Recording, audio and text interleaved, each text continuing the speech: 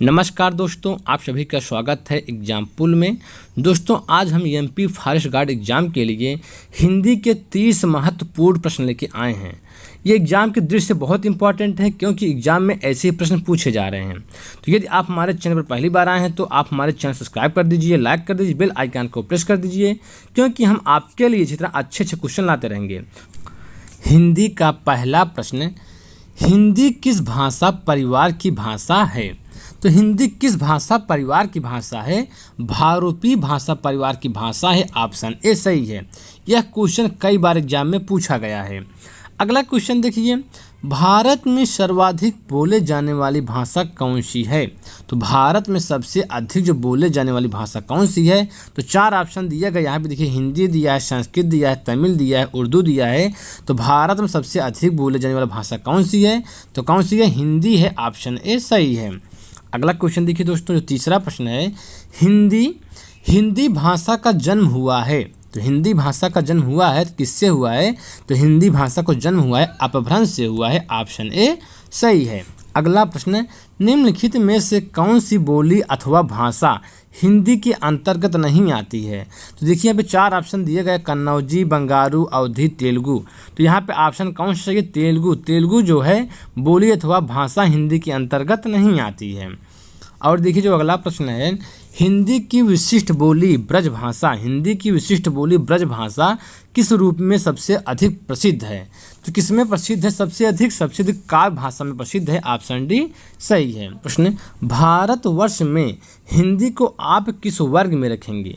तो भारतवर्ष में जो हिंदी को किस वर्ग में रखा गया है? 4 ऑप्शन दिया गया है यहाँ पे, राजभाषा, राष्ट्रभाषा, विभाषा, तकनीकी भाषा। तो भारतवर्ष में हिंदी को क्या किस में रखा गया है? राजभाषा। तो हिंदी क्या है? हिंदी जो है भारत की राजभाषा है। ऑप्शन ए सही है। अगला क्वेश्चन देखिए दोस्तों, हिंदी खड़ी बोली किस अपभ्रंश से विकसित हुई है? तो हिंदी जो खड़ी बोली है किस अपभ्रंश से विकसित हुई है? शौरसेनी अपभ्रंश से विकसित हुई है। ऑप्शन सी से। यह प्रश्न कई बार एग्जाम में पूछा गया है। अगला क्वेश्चन देखिए दोस्तों, भाषा के आधार पर भारतीय राज्यों की पुनः संरचना की गई। तो कब की गई थी?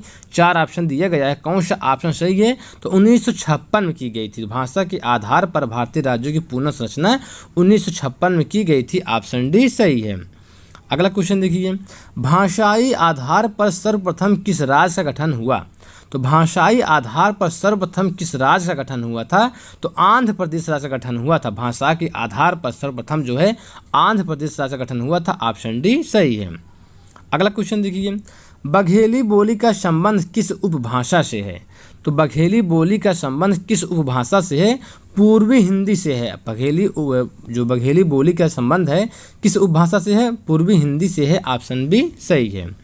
अगला क्वेश्चन देखिए, किस तिथि को हिंदी को राजभाषा बनाने का निर्णय लिया गया है? तो किस तिथि को हिंदी को राजभाषा बनाने का निर्णय लिया गया है? तो यही 4 ऑप्शन दिया गया है, 15 अगस्त 1947, 26 जनवरी 1950, 14 सितंबर 1949, 14 सितंबर 1950। तो किस तिथि को लिया गया था? 14 सितंबर 1949 को जो है लिया गया था। ऑप्शन सी सही है। अगला प्रश्न देखिए, वर्ष 1955 में गठित प्रथम राजभाषा आयोग के अध्यक्ष कौन थे? तो कौन थे? जी.बी. खेर थे। जी.बी. खेर प्रथम थे। कई बार एग्जाम में पूछा गया है कि प्रथम राजभाषा आयोग के अध्यक्ष कौन थे? तो जी.बी. खेर थे। बहुत इंपॉर्टेंट प्रश्न है। ऑप्शन ए सही है। भारतीय संविधान की 8वीं अनुसूची में शामिल भाषाओं की संख्या कितनी है? तो कितनी है? वर्तमान में 22 है। ऑप्शन डी सही है।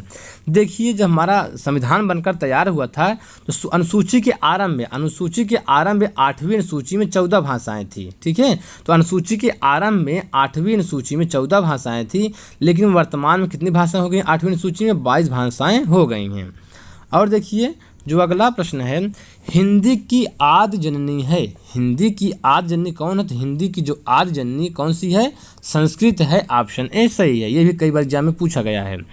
अगला प्रश्न देखिए, 8वां विश्व हिंदी सम्मेलन जो है 2007 ईस्वी का आयोजन स्थल था। तो मतलब कि 8वां जो विश्व हिंदी सम्मेलन 2007 में हुआ था, कहाँ हुआ था? तो कहाँ हुआ था? न्यूयॉर्क में हुआ था। ऑप्शन डी सही है। और देखिए जो अगला प्रश्न है, निम्नलिखित में से कौन भारोपी परिवार की भाषा नहीं है। आपको बताना है कि कौन सी भारोपी परिवार की भाषा नहीं है। देखिए 4 ऑप्शन दिए, मराठी, गुजराती, मलयालम, हिंदी। तो कौन सी नहीं है? मलयालम जो है भारोपी परिवार की भाषा नहीं है।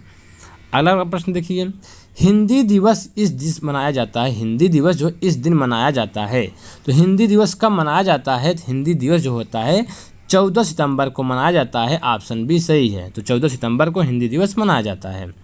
अगला प्रश्न देखिए, विकास की दृष्टि से प्राकृत की पूर्वकालीन अवस्था का नाम है। तो क्या नाम है? तो पूर्वकालीन अवस्था का जो नाम है पाली है। ऑप्शन ए सही है।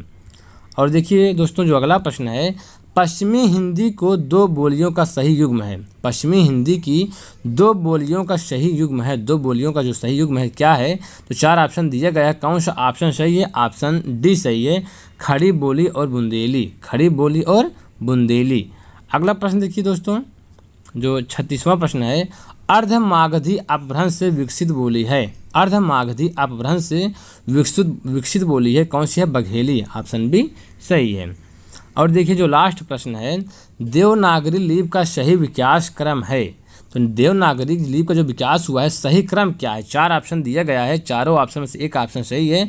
तो कौन सा ऑप्शन सही है? ऑप्शन सी सही है। पहले ब्राह्मी लिपि, फिर गुप्त लिपि, फिर नागरी लिपि, फिर देवनागरी लिपि का विकास हुआ है।